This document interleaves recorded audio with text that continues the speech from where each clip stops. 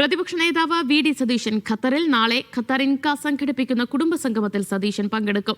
ഖത്തറിലെ സാമൂഹ്യ സാംസ്കാരിക മേഖലയിലെ പ്രമുഖർ ചടങ്ങിൽ സംബന്ധിക്കും. ഇന്ന് രാവിലെയാണ് വി ഡി സതീശൻ ദോഹയിലെത്തിയത്. ഹമദ് അന്താരാഷ്ട്ര വിമാനത്താവളത്തിലെത്തിയ അദ്ദേഹത്തെ ഇൻകാസ് ഭാരവാഹികൾ സ്വീകരിച്ചു. ഇൻകാസ് സെൻട്രൽ കമ്മിറ്റി നാളെ സംഘടിപ്പിക്കുന്ന കുടുംബ സംഗമത്തിൽ സതീശൻ മുഖ്യാതിഥിയായി പങ്കെടുക്കും. അബു ഹമൂർ ഐഡിയൽ ഇന്ത്യൻ സ്കൂൾ ഓപ്പൺ ഓഡിറ്റോറിയത്തിൽ വൈകിട്ട് 5 മുതലാണ് പരിപാടി. 1500-ലേറെ പേർ പരിപാടിയിൽ പങ്കെടുക്കുമെന്ന് ഇൻകാസ് ഭാരവാഹികൾ വാർത്താ സമ്മേളനത്തിൽ അറിയിച്ചു.